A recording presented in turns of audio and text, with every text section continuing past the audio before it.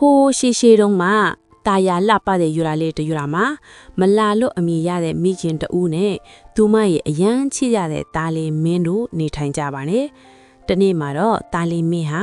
ပြင်းထန်တဲ့ဖျားနာမှုကိုခံစားရပြီးအိပ်ရာထဲမှာအသက်ရှူမှန်မှန်နဲ့လေးယောင်နေခဲ့ပါတယ်မလာဟာတားလေးရဲ့ဂရင်ဘေးမှာထိုင်ပြီးတားလေးတက်တာလာပါစေလို့ဆုတောင်းနေခဲ့ပါတယ်အမောင်တို့လွှမ်းမှုလာတဲ့ညာတန်းကောင်မှာတေမင်းဟာအဖိုးအိုတူအသွင်နဲ့ရောက်ရှိလာပါတယ်မလာဟာခဏတာမျက်စိမိတ်သွားတဲ့အချိန်မှာပဲတေမင်းဟာတာလီမင်းကိုခေါ်ဆောင်သွားခဲ့ပါတယ်မလာဟာလက်နိုးလာတဲ့အခါသူမရဲ့တာလီမရှိတော့တာကိုသိလိုက်ရပြီးအိတ်အပြင်ဘက်ကိုအပြေးအလွှာထွက်လာခဲ့ပါတယ်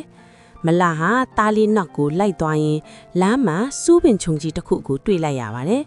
ငါတာလီဘေကိုသွားတယ်လေမင်းတိလားလို့သူမကမေးပါတယ်စူးပင်ကမင်းငါကိုရင်ခွင်နဲ့ထည့်ပြီးနှွေးထွေးအောင်လုပ်ပေးရင်ငါပြောပြမယ်လို့ပြန်ပြောပါတယ်မလာဟာတာလီအတွက်ဆိုရင်ဘာမဆိုလုပ်ဖို့အဆင်သင့်ပါတယ်မလာဟာစူးပင်ကြီးကိုသူမလည်းရင်ခွင်ထဲမှာတင်းတင်းကြပ်ကြပ်ပွေဖက်ထားလိုက်ပါတယ်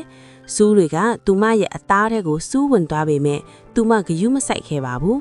သူမရဲ့နှွေးထွေးတဲ့သွေးတွေကြောင့်စူးပင်ကြီးမှာပန်းလေးတွေပွတ်လာခဲ့ပါတယ်စူးပင်ကြီးကတေမင်းသွားတဲ့လမ်းကိုလမ်းညွန်ပြသလိုက်ပါတယ်ဆက်သွားရင်နဲ့မလာဟာကျဲပြောလိုက်ရေကန်ကြီးတစ်ခုစီကိုရောက်ရှိလာပါတယ်ရေကန်မှာလဲလဲမရှိကူးဖို့လည်းမဖြစ်နိုင်ပါဘူးရေကန်ကမင်းရဲ့တောက်ပတဲ့မျက်လုံးနှလုံးကိုငှကိုပေးရင်မင်းကိုတစ်ဖက်ကန်းပို့ပေးမယ်လို့ဆိုပါတယ်မလာဟာတားလေးကိုတွေ့ရဖို့အတွက်သူမရဲ့မျက်လုံးတွေကိုစတီးဖို့ဆုံးဖြတ်လိုက်ပါတယ်မလာဟာရေကန်ထဲကိုငုံကြည့်ပြီးအကြာကြီးငိုကြွေးလိုက်ပါတယ်သူမရဲ့မျက်လုံးနှလုံးဟာပယဲလုံးတွေလိုရေထဲကိုကျဆင်းသွားခဲ့ပါတယ်သူမမျက်စိကွယ်သွားပေမဲ့ရေကန်ကသူမကိုတစ်ဖက်ကန်းကိုဘေးကင်းစွာပို့ဆောင်ပေးခဲ့ပါတယ်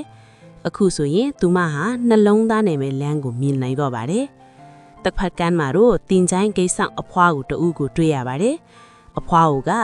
မွေးရဲ့လှပတဲ့စပင်အနက်ရောင်တွေကိုငါ့ကိုပေးပြီးငါရဲ့စပင်ဖြူတွေကိုယူမလားလို့မေးပါတယ်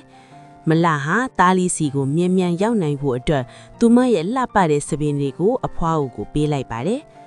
အဖွားကမလာရဲ့စပင်တွေကိုဖျက်ယူလိုက်ပြီးသူမရဲ့စပင်ဖြူတွေကိုမလာကိုပေးလိုက်ပါတယ်မလာဟာအဖွားရဲ့လိုင်းပြမှုနဲ့အတူတင်မင်းရဲ့ဥယျာဉ်ကြီးတွေကိုရောက်ရှိသွားခဲ့ပါတယ်အဲ့ဒီဥယျာဉ်ထဲမှာလူသားတိုင်းရဲ့အသက်ဝင်ခြင်းတွေဟာပန်းပင်လေးတွေအဖြစ်ပွင့်လန်းနေကြပါတယ်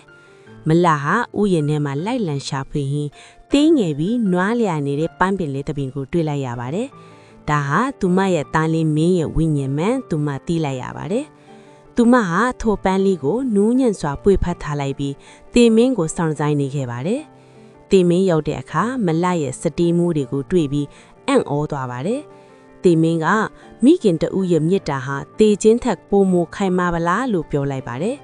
တေမင်းဟာမလကိုသူမရဲ့သားလေးနဲ့အတူအေးချမ်းတဲ့ဘဝတစ်ခုကိုပေးတန်းတာခဲ့ပါတယ်မလရဲ့မြစ်တာကြောင့်သားလေးကပြန်လဲနိုးထားလာခဲ့ပါတော့တယ်